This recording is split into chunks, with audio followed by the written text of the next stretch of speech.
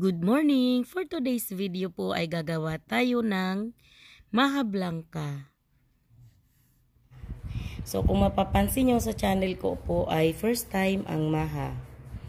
So una nating gagawin ay imimix natin yung 2 cups ng cornstarch sa 1 cup ng water. Dahan-dahan lang kasi maliit pala yung nagamit ko. Ayun. So, set aside natin para gawin naman natin yung iba pa nating mga ingredients. Kasi mamaya pa to ihahalo. Ilagay natin yung gata. Ang gamit ko ay ano lang. Yung nakapak lang na gata. Simutin.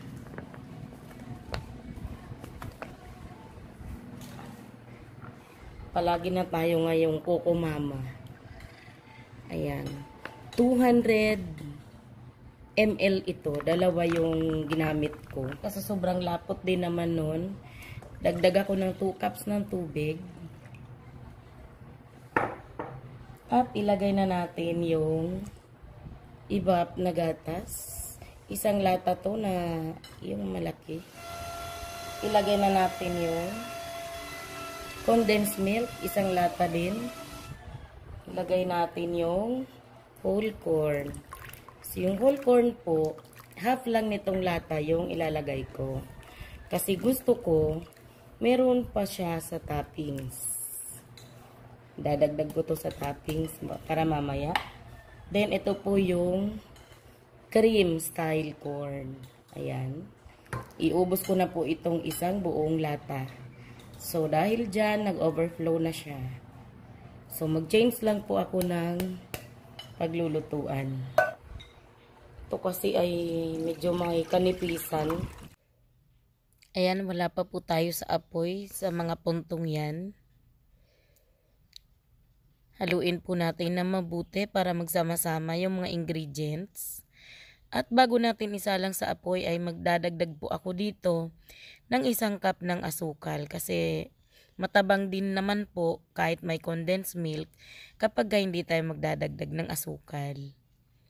Ayan. Pero kung ikaw naman po mas mahilig ka sa matamis, pwede pang mas marami dyan yung asukal. So, pero po yung 1 cup ay enough na po para sa recipe na to. Ayan, haluin natin ulit hanggat sa matunaw yung asukal bago natin isalang. Ayan, this time po, nandito na siya.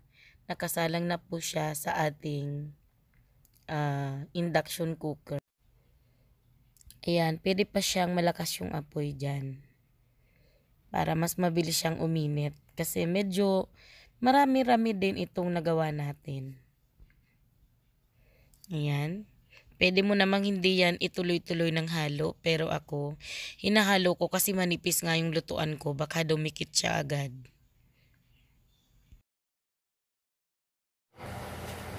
Ayan, dahil nagkulo na siya, ilalagay naman natin yung ating sinet aside kanina na cornstarch.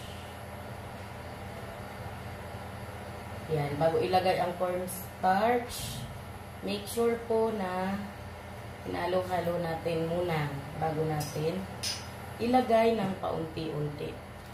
Ayan. Ayan, nagpalit po ako ng sandok kasi medyo tumitupi na yung aking wire whisk na gamit. Ay, silicone pala kasi yun. So, hindi natin pwedeng tigilan yung paghalo pagka ganito na po. At kailangan low heat na talaga siya. So, nasa low temperature na po dapat. At tuloy-tuloy lang po yung paghahalo natin. Ayan, siguro mga 10 minutes na akong naghahalo dito. Malapit-lapit na rin kasi mabigat-bigat na rin po yung yung sandok. Ayan, malapit na. Mga ilang minuto na lang po ay luto na ang ating maha. Ayan, luto na po ang ating maha. At bago pa po ito tumigas, kailangan mabilisan pong mailagay natin sa tray na paglalagyan natin. So, ibubuhos ko na lang siguro dyan para mabilis. Ayan, kailangan ng assistant kasi baka biglang mabuo yung ginawa nating Maha Blanca. So, sa paglalagay naman po ng toppings, nasa iyo na po kung ano yung gusto mong toppings. So, ngayon po, ang ilalagay ko lang talaga dyan na toppings ay cheese. Pero ito pong malaking tray na to ay di ko yan lalagyan ng cheese kasi yung mga bata po dito ay meron pong ayaw ng cheese. So, ayan po ay magiging ganyan na talaga itong tray na yan. So, dito tayo mag-a-adjust sa pangalawang tray natin. Kasi syempre ito yung kakainin ko. Lahat ng gusto kong toppings na ilagay ko dyan ay yun ang ilalagay ko. Ayan, napuno pa natin yung pangalawang, medyo maliit lang itong pangalawang tray natin. Pero yung unang tray natin ay medyo malaki talaga yun. So i-flat ko lang po yan bago natin ilalagay yung cheese. So, ngayon naman po ay direct na nating ilalagay yung cheese dito sa tray na to. So, ayan. So, medyo pino masyado itong ano ko, panggadgad ng cheese, pero ayos na lang din. So, itong cheese na to ay kalahati na lang yan ng isang buong cheese. Pero hindi ko pa rin yan uubusin dito kasi pangit naman pag sobra-sobrang dami ang cheese. Tapos, ako po ay maglalagay po ako sa ibabaw ng whole corn. Pero po, optional na lang po yung paglalagay ng whole corn kasi hindi naman talaga yun required. Saka po, mas madaling mapanis kapag maglalagay tayo ng whole corn. So, ito po kasi pangkonsumo na to ngayong araw na to. Kaya pwede natin siyang lagyan ng whole corn. Yan, dahil ayos na yung cheese natin, sabi ko nga kanina, maglalagay po ako ng whole corn. So, depende na po sa'yo, optional na po ito ha, hindi na to kasali. Kung gusto mo lang po na maglagay, pwede kang maglagay. Kagaya ko po, gustong gusto ko po kasi ng corn, kaya nilalagyan ko pa po ng additional corn sa toppings. So, yun lang po muna for today's video. Sana po makapagluto rin po kayo nito kasi talaga pong masarap po yung ating Maha recipe. Thank you so much po! At syempre, kailangan nating tikman yung niluto natin. So, kuha lang ako ng konti dito sa dulo.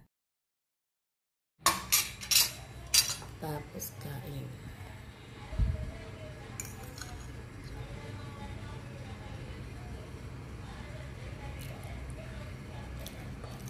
Ay, ang sarap.